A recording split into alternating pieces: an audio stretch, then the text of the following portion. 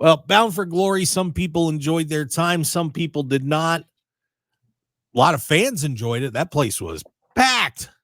I mean, wow. Loaded to the gills. TNA really making a statement last night. But I regret not being there because the greatest tag team of all time, I mean, the greatest, the Hardys. Woo, there you go. Got the straps that they deserve back. I'm so happy for Matt and Jeff. They deserve it. Their run in AEW might not have been what they wanted. They came to TNA and proved that the Hardy Boys are still the greatest tag team of all time. Wow, that's a statement. I mean, and you could certainly make the argument. There's no question about it. Oh, man, I still answer that question Midnight Express, but that's just me. It's a tough call between quite a few teams, but man, I'm just a Midnight Express guy through and through. I love those guys, both of the iterations. But then that's the beauty of wrestling. No one's opinion is wrong because we all buy into storylines. We all get, love for a character. And Matt and Jeff, for me, their attitude, their personas, their ups and downs in life, they personify what tag team wrestling and what family's about. And it's great to see them back on top again. Yep, that was your main event. Just running down through the card. We had an opening match with Ash by Elegance and Heather by Elegance, defeating Zaya Brookside and Brinley Reese. And Zaya's over. She's crazy over. Frankie Kazarian won the intergender call your shot 20-person gauntlet match. So they added a little something to the card because he was refereeing the world championship match, and he gets to use that match against any champion anytime. Great match. Mike Bailey and El Hijo del Vikingo. Oh my Lord. Those two guys. He's back. Vikingo, he's been hurt for a long time, but that kid can go. If you don't like acrobatic wrestling, flip-flopping and flying, don't watch El Hijo del Vikingo because what he does is humanly impossible, and he makes it happen. I mean, I would say him against Ricochet, him against any Speedball. I mean, Speedball should get his major run in WWE sometime soon. I mean, these guys are giving everything they have to put a smile on our face, and I always admire and astonished by what these guys can do. Speedball Mike Bailey is one of the most underrated performers on the planet. He really is. And the more I've gotten to watch him, I just appreciate everything that he can do. And he doesn't seem like he's a spectacular guy or anything like that.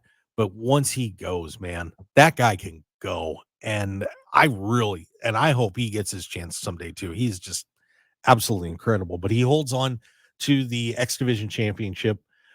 Spitfire holds on to the TNA Knockouts World Tag Team Championship against Rosemary and Wendy Chu. And Wendy Chu turned on Rosemary, so we got a little fight coming there. Josh Alexander, Steve Macklin in a really good match. Alexander gets Macklin to submit. Monsters Ball match with PCO against Matt Cardona. PCO holds on to his TNA Digital Media Championship and the International Heavyweight Wrestling Championship. This one's one that I want to talk about a little bit with you, Coach. Mike Santana beats Moose. So Santana, after a rather acrimonious split with Ortiz, came to TNA and now gets a pinfall victory over one of the legends of TNA, Moose. What a huge win for Santana. This is going to be interesting to see where he goes. It's the AEW Redemption Tour.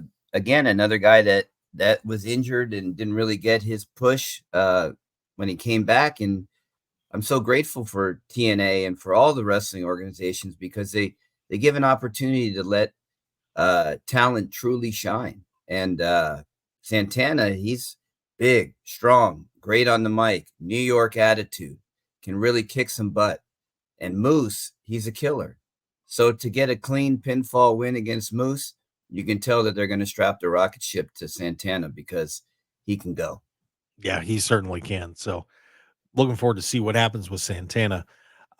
Masha Slamovich gets one of the title changes last night. She beats Jordan Grace, and that was a clean win, by the way, as she's the new Knockouts champion. And of course, that is fueling speculation that Jordan Grace is on her way out the door, and of course would be headed to WWE. I can't imagine she'd be going anywhere else. But a nice win for Masha. And what are your thoughts on both sides of this with Masha and Jordan? It's Jordan's time to go to WWE. So she did the right thing and took the pinfall, and it's a new opportunity for Masha. I mean, why not get some new storylines going? And Jordan's going to go out. She's already been in NXT and proved that she can handle the WWE spotlight and perform in great matches. So it just gives another opportunity for someone to shine, which I love. I mean, if you keep with the rut of the same people being champions for a long time in some of these smaller organizations, you don't have that same excitement. In WWE, you can get away with a 4-year Roman Reigns championship reign. You can't really do that in the smaller groups because they have so much turnover and the fans are so excited for new people. And TNA is that group right now. You got thoughts on how far Jordan Grace will go in WWE? Do you think that when she gets there, they're going to push her to the top, or could she possibly suffer a Naomi fate? At least for now, anyway. I mean, I love Jordan, and I think that she has such a unique look and style, and possibly a showdown down the road with like a Bianca Belair. I think what they're going to do is they're going to polish up her mic work. I think that's the only thing that's missing with her, because she has the body, she has the look, she can wrestle, she can fight, she can do the aerial moves. But I think when she comes to WWE, I think they're going to sit her down and really work on her mic skills, and that's really the final piece that's going to take her to the top. So Jordan Grace loses the TNA Knockouts Championship. Nick Nemeth takes on Joe Hendry, and all hell broke loose in this match. A wild one. JBL, of all people, comes back out again, and Dex Frankie Kazarian, who is refereeing, Nemeth is laid out in the ring this whole time. JBL goes outside the ring, talks to Joe Hendry, and then clocks him too, and Nemeth ends up getting the win. And I got to tell you, there are a lot of people out there that are not happy about Joe Hendry not winning this championship. And the crowd didn't exactly react the best either. The complaint is Joe Hendry is the most over person in TNA, if not in pro wrestling right now, inside and in media. And he loses again. What is going on here, Josh? Are they just trying to drag this out and make you want more? And obviously Joe got screwed in this match, but the other side of the argument is he's so hot. Why are you not putting him on top? What do you think, Coach? Well, I think they're following the playbook of WWE. I was at WrestleMania when Cody got screwed in Hollywood, and we had to wait a whole nother year for Cody to win that title. And I think it's that long story, the long-term storytelling is different with the World Championship. I mean, Joe Hendry can go anywhere in the world and sell out a crowd. He can go on the Today Show. He can go on news programs. He's meeting up with celebrities. He's interacting. He's at front row at basketball games. The title is all about the chase for a baby face. And that chase is going to continue because the guardian of pro wrestling, JBL, is not going to let some guy with some phony song come in to the esteemed sport of professional wrestling and win a title over a true grappler like Nick Nemeth. He's going to make sure that he protects the sport. And he did that last night in TNA. But Joe Hendry's time is coming. I love Joe Hendry. I sing his song all the time. I love what he's bringing to pro wrestling, putting more eyes on our sport. But last night was not his spot.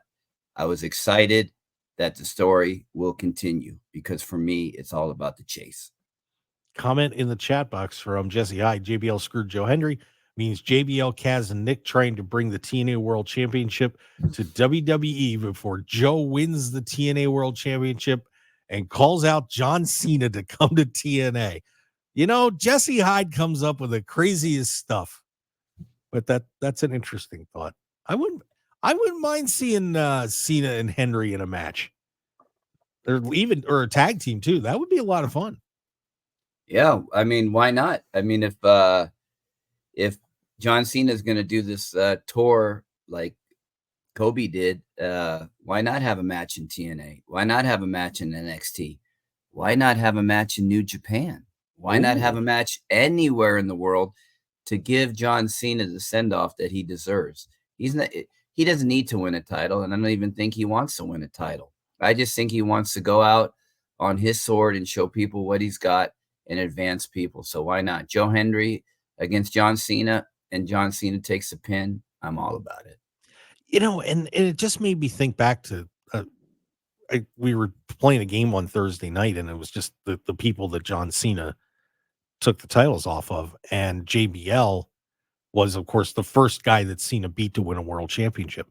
And he put up a picture on his X account where he showed that he was in terrific shape. He's been working out. He said he's pain-free for the first time in years and years. And, hinted at he's making a comeback. Could you imagine if we got a JBL John Cena match out of all this? Well, ooh. I was at when we were in Waterloo after the Hall of Fame ceremony. JBL was holding court in the hotel bar, and from the sounds of it, he really was talking about getting back in shape and making one last run at this. So whether it's John Cena, whether it's Joe Hendry, whether it's Roman Reigns, you're going to see JBL back in the ring real soon. Yeah, I think so too. After what I saw he put up there, I mean, he looked fantastic. So JBL causing trouble at TNA Bound for Glory. And then the last match, and you mentioned this already, we had a 3-way Full Metal Mayhem match. The Hardys winning the TNA World Tag Team Championships as they knock off the System and ABC, our good friends there, Ace Austin and Chris Bay. So the Hardys, and you talked about your excitement about them, but Matt and Jeff are back on top of TNA. That's going to be a lot of fun, and we'll see what teams are taking a shot at them, Coach. It's going to be. I hope they get a nice run with the belts. I really do. I do as well, and I hope it's not just ceremonial, because these guys still have a lot in the tank, and I think that they can still go and push our sport even more. I mean, the tag team division in TNA is strong, and it's only going to get stronger, and they're going to bring eyes to TNA, and who knows, maybe they'll take those tag team titles to WWE and face some Motor City Machine Guns. Oh boy. Oh boy. You just sold some tickets. You just sold some tickets, Josh Rosenbaum. You crazy man, you. So yeah, so that wraps up what happened last night at Bound for Glory. Hi, pro wrestling fans. Mark Hoke here. I'd really appreciate it if you would take a moment to join the Mark Hoke Show family, and please click on the subscribe button below. Also, please stick around and check out the incredible sponsor of this video. Thanks for joining us, and we'll see you again on the Mark Hoke Show YouTube channel.